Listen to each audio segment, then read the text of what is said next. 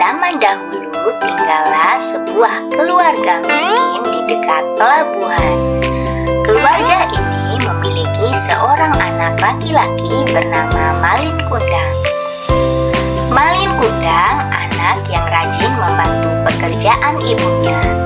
Meski masih belia, Malin Kundang sering bersih-bersih dan ikut membereskan pekerjaan rumah. Hingga pada suatu ketika ayah Malin Kundang berangkat berlayar menggunakan kapal besar untuk mencari nafkah di negeri seberang.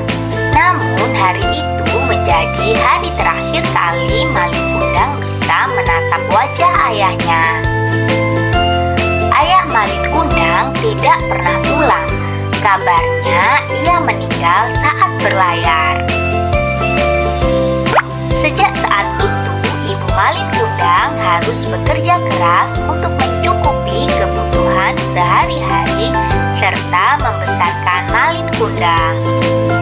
Sebagai anak yang rajin, Malin Kundang juga ikut mencari nafkah dengan menjadi kuli panggul di kapal mewah yang sedang berlabuh. Nahkoda kapal yang melihat kerja Malin Kundang kemudian lantas mengajaknya ikut berlayar.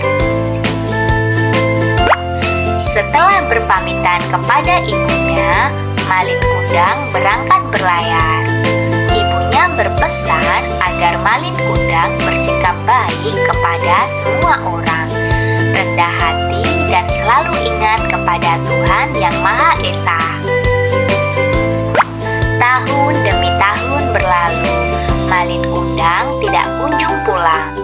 Ibunya yang semakin tua selalu setia menunggu di pelabuhan, berharap agar anak kesayangannya pulang. Setiap ada kapal mewah yang berlabuh, ia selalu bertanya apakah Malin Kundang berada di kapal itu. Hingga suatu ketika tersiar kabar bahwa ada kapal mewah yang berlabuh dengan membawa barang-barang berharga. Kapal mewah itu milik sepasang muda-mudi yang kaya raya. Ibu Malin Kundang pun berusaha naik ke atas kapal dengan tertatih-tatih. Ia berharap anaknya berada di kapal itu. Dalam sekejapan mata, Ibu Malin Kundang bisa mengenal sosok pemuda gagah pemilik kapal mewah itu. Ia adalah Malin Kundang, anak kesayangannya yang sudah lama tidak pulang dari berlayar. Ibu Malin Kundang lalu berjalan tergesa-gesa menghampiri pemuda gagah tersebut untuk memeluknya. Tetapi Malin Kundang justru melepas pelukan ibunya dan mendorongnya hingga terjerembab ke lantai kapal di hadapan awak kapal dan istrinya. Malin Kundang bersikap sombong dan berpura-pura tidak mengenali ibunya yang tua renta dan miskin itu. Malin Kundang yang sudah kaya raya merasa malu memiliki ibu kandung yang sudah tua dan miskin. Ibu Malin Kundang menangis dan kecewa dengan sikap anak kesayangannya itu. Lalu ia berdoa kepada Tuhan Yang Maha Kuasa agar memberikan balasan atas perbuatan anaknya yang durhaka. Ibu Malin Kundang kemudian mengutuk anaknya menjadi batu.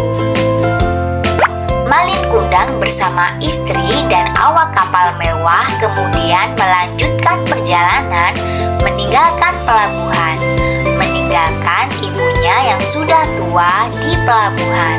Akan tetapi ketika hendak meninggalkan pelabuhan, kapal mewah itu diterjang badai dan ombak yang sangat dahsyat.